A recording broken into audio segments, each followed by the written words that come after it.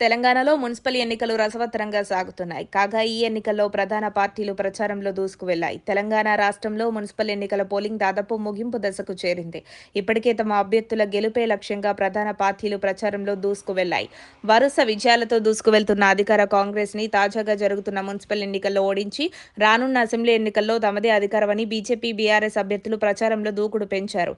అదే జోస్తో మున్సిపల్ ఎన్నికల్లో అధిక సీట్లు కైవసం చేసుకునే దిశగా వ్యూహాలు రచిస్తూ ముందుకు వెళ్లారు. కాగా ఈసారి ఎన్నికల్లో అన్ని పార్టీలు యువతకు పెద్దపీట వేశాయి. అయితే మున్సిపల్ పోరులో మెజారిటీ కార్పొరేషన్లలో అధికార హస్తం పార్టీ ప్రభంజనం సృష్టించబోనున్నట్లు తాజాగా పోలింగ్ ముందే ఒక సర్వే బయటకొచ్చింది. ఈ సర్వేలో పట్టణ ఓటర్లంతా ఏకపక్షంగా కాంగ్రెస్ వైపే మొగ్గు చూపారని ప్రముఖ సర్వే సంచలన విషయాలు వెల్లడించింది. నల్గొండ సహా మరో 4 మున్సిపల్ కార్పొరేషన్లలో కాంగ్రెస్ జెండా ఎగరుందని సర్వే స్పష్టం చేసింది. అయితే నిజామాబాద్, కరీంనగర్ కార్పొరేషన్లలో మాత్రం ఏ పార్టీకి స్పష్టమైన మెజారిటీ రాక హంగ్ ఏర్పడే ఛాన్స్ ఉన్నట్లు సర్వే తెలిపింది. మరోవైపు ఈ ఎన్నికల్లో కూడా ఊహించని ఎదురుదెబ్బ తగలనున్నట్టు సర్వే వెల్లడించడం గులాబీ నేతల్లో గుబులు రేపుతుందట. ఈ ఎన్నికల్లో పలు కార్పొరేషన్లలో కాంగ్రెస్ హవా స్పష్టంగా కనిపిస్తుండగా కరీంనగర్లో మాత్రం బీజేపీ దూకుడుగా వ్యవహరిస్తుందని కాంగ్రెస్, గులాబీ పార్టీలు చతికిలపడ్డట్టు సర్వే స్పష్టం చేసింది.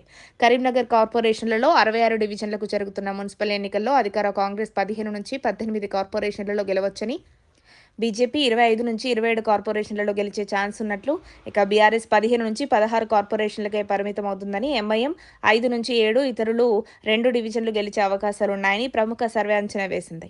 2020 ఎన్నికల్లో బీఆర్ఎస్ 33, బీజేపీ 13, కాంగ్రెస్ 3, ఎంఐఎం 4, ఇతరులు 7 స్థానాల్లో గెలిచారు. గత ఎన్నికల్లో బీఆర్ఎస్కు మేయర్ పదవి దక్కింది. ఈసారి హంగ్ వచ్చే అవకాశాలున్నప్పటికీ బీజేపీకి మేయర్ పీఠం దక్కే ఛాన్స్ ఉన్నట్టు ఈ సర్వే పేర్కొంది.